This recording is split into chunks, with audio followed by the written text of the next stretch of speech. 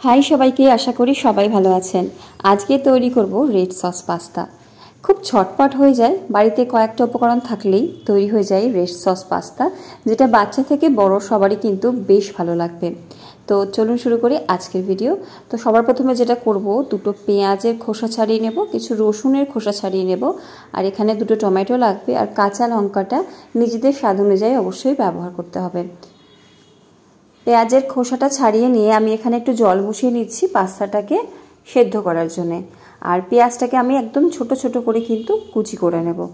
আমার ভিডিওগুলো কেমন লাগছে অবশ্যই একটু কমেন্ট করে জানাবেন। আপনাদের কমেন্টে আমি উৎসাহিত হব নিত্য নতুন ভিডিও আপনাদের কাছে নিয়ে আসার। আর লাইক, শেয়ার অ্যান্ড সাবস্ক্রাইব করতে কিন্তু ভুলবেন না। এখানে বেশ কিছুটা রসুন কুচি করে নিয়েছি, আর মিক্সি জারে দুটো টমেটো আমি একটু টুকরো করে নিয়েছি, সেটাকে পেস্ট করে নেব। জলটা এখানে ফুটে উঠলে 1 চা চামচ নুন আর 1 চা চামচ সাদা তেল দিয়ে এখানে দিয়ে দেবো মোটামুটি ওই 200 গ্রাম মতো পাস্তা। পাস্তাটাকে সেদ্ধ হতে প্রায় 7 থেকে 8 মিনিট কি 9 মিনিটও সময় লাগতে পারে। পাস্তাটা অতিরিক্ত সেদ্ধ হয়ে গেলে ভালো লাগবে না, তাই সেদ্ধ করার সময় একটু খেয়াল রাখতে হবে। যখন দেখবেন বেশ ফুলে উঠেছে, রঙটা পাল্টে গেছে, একটুখানি একটা ছুরি হোক, চামচ দিয়ে হোক, দেখবেন যেরকম ভেঙে যাচ্ছে খুব সহজেই, ব্যাস এতক্ষণ অবধি কিন্তু সেদ্ধ করতে হবে। এর থেকে বেশি আর সেদ্ধ করার দরকার নেই, ঠিকঠাক সেদ্ধ হয়ে গেছে। নামিয়ে নিয়ে আমি একটা ছাঁকনিতে নিয়ে নিচ্ছি, আর পাস্তার যে সেদ্ধ করার জলটা সেটা কিন্তু এখনই ফেলে দেবো না, সেটাকে রেখে দেবো।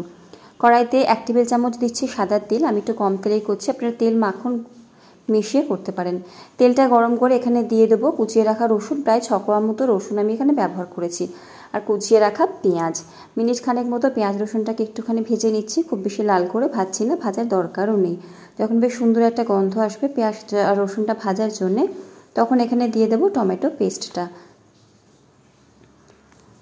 এবারে টমেটোটা পেঁয়াজ রসুনের সাথে আমাদেরকে 2 থেকে 3 মিনিট মতো একটুখানি রান্না করে নিতে হবে। টমেটোর যে কাঁচা গন্ধটা সেটা চলে যাওয়া অবধি বেশ একটুখানি, যখন বেশ দেখবেন তেল তেলে হয়ে যাচ্ছে, তখন আমি কিন্তু এখানে দিয়ে দেব কিছু মশলা। আমি পিৎজা সস বাড়িতে তৈরি করেছি, সেটা পিৎজার রেসিপির সাথে শেয়ার করব। তো আজকে সেই সসটা ব্যবহার করব। পিৎজা সস ছাড়াও আপনারা করতে পারেন।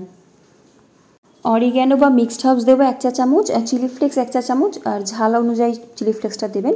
আর দেবো গোলমরিচ 1 চা চামচ, আর অল্প একটু নুন। এখন দেখছি অনেক কটা সসের ব্যবহার আছে, তাই জন্যে পিৎজা পাস্তা সস দিলাম 1.5 টেবিল চামচ। আর আমি আগেও বললাম পিৎজা পাস্তা সসটা আপনারা স্কিপ করতে পারেন, আর পরের ভিডিওতে আমি শেয়ার করব, বাড়িতে খুব ইজিলি তৈরি করা যায়।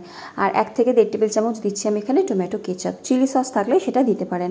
একদম লো ফ্লেমে বেশ কিছুক্ষণ ধরে রান্না করে নিতে হবে, যতক্ষণ না সসটা একটু বেশি একটু তেল তেলের মতো হয়ে যাচ্ছে। দেখুন প্যানটা ছেড়ে দিয়েছে, বেশ তেল তেলে অয়েলি হয়ে গেছে। এখানে সস, রেড সস কিন্তু আমাদের রেডি। এবারে এখানে আমি দিয়ে দেবো সেদ্ধ করা পাস্তাটাকে ভালো মতো সসের সাথে কোট করে নেব। আর পাস্তা সেদ্ধ করা যে জলটা, সেটা আমি এখানে 2 হাতা মতো ব্যবহার করেছি, তাহলে সসটাও ভালো মতো কোট হয়ে যাবে পাস্তাগুলোর গায়ে। টেস্ট করে নিয়ে এই সময় একটু নুনটা অ্যাডজাস্ট করে নেবেন। আমি কাঁচা লঙ্কার কুচি এক্সট্রা কোনো ব্যবহার করিনি, শুধু চিলি ফ্লেক্স গোলমরিচ দিয়েছি, আপনারা চাইলে দিতে পারেন। ভালো মতো সব কিছুকে একটু মিক্স করে নিতে হবে। আর নামানোর আগে অল্প একটুখানি চিজ দিয়ে দেবো, গ্রেট করা চিজও দিতে পারেন, বা এমনি যে চিজের কিউবগুলো আছে সেগুলো গ্রেট করেও দিতে পারেন, অথবা চিজের যে স্লাইসগুলো হয় সেগুলোও দিতে পারেন।